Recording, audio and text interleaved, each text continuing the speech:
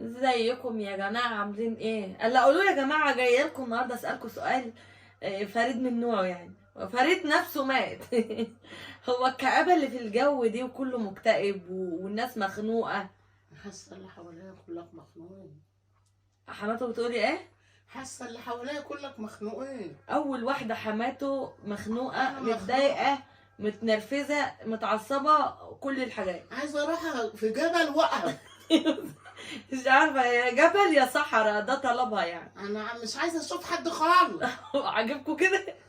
وانا برضو متضايقه ونفسيتي تعبانه. الناس بتوع البعد عن ربنا وصلوا حماتهم ما بتصيبش فرد، وبنصلي الحمد لله.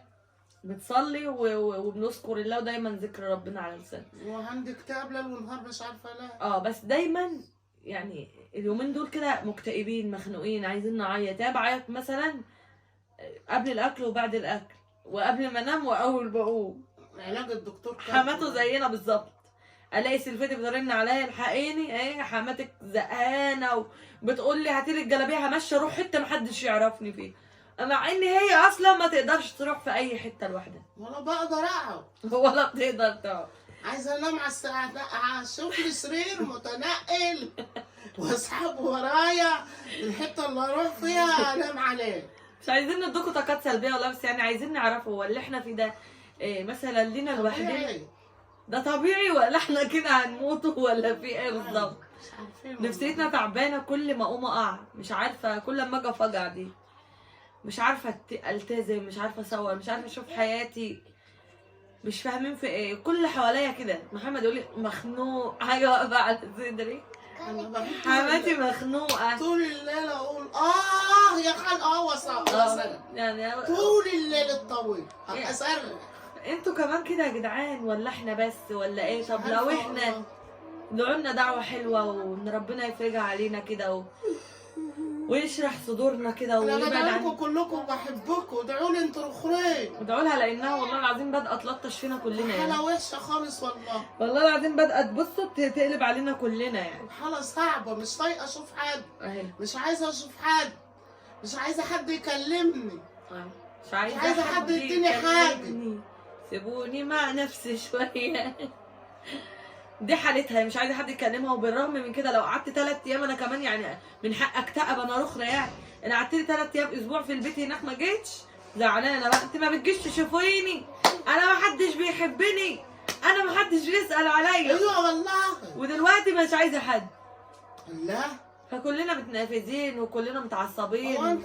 وانت ما تيجي تسالي عليا علشان اكون عايزه حاجه ولا مش عايزه حاجه، وادي وش الضيف تاخد 10 ايام 12 يوم على الكلام ده. دي حقيقه يا جماعه. بس عشان والله انا كمان زيها بالظبط نفسيتي تعبانه. بقالي فعلا بالظبط يجي 12 يوم مقصره معاها. كنت باجي لها كل اسبوع، دلوقتي ما باجيش.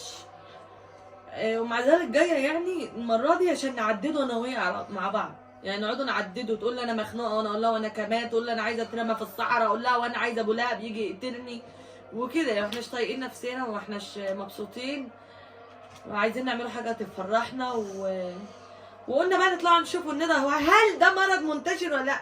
انا سالت سلفتي قالت انا كمان مخنوقه وعايزه تنتحر من الدور 14 بس ايه هبقى اطلع انا ازقها يعني. بس ومتضايقين بقى فادعوني قولوا لهم حاجه يا حماتي. قول لهم تابعونا اشتركونا علقونا اعملوا لنا اي حاجه. ايوه والله لا المفروض تقفوا جنبنا في الوقت ده. فرحونا. انتوا اصلا المفروض تقفوا جنبنا. اوعوا تنسوا ان حماتي الحلوه فرحتكم كتير وضحكتكم. انا عارفه وانا ضحكتكم شاطرين تقولوا يا حماتي بنحبوكوا يا حماتي بنحبوكوا.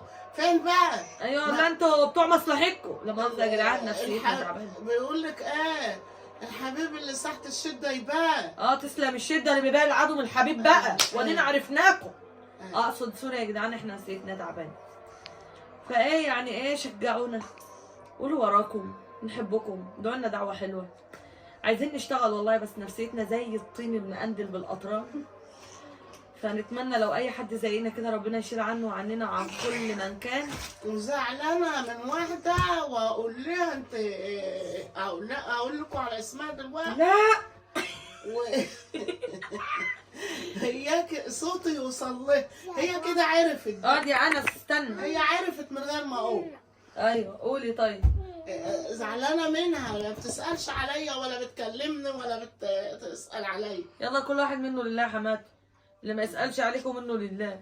هو عارف نفسه بقى. ايوه هي عارفه نفسها. انا بس والله زهقانه انا كمان وتعبانه انا كمان والله، وبنام من بدري. الساعه تيجي عليا 6 بالكتير تلاقوني 6:02، لا بناموا 6 ولا 7 ولا بتناموا خالص. انا ما بنامش خالص. طيب انا بنام. انا بفضل النوم يا جماعه، بفضل النوم والعزله. بحب انام، ازعل انام، افرح انام، اكل انام، اشرب انام. لا انا كنت الليله اقول انهضوني تعبانه. ايوه يا بتعمل رب يا رب كده.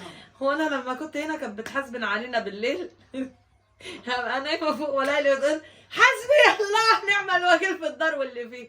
الحمد لله طلعت. دلوقتي بتحاسبن على سلفتي بس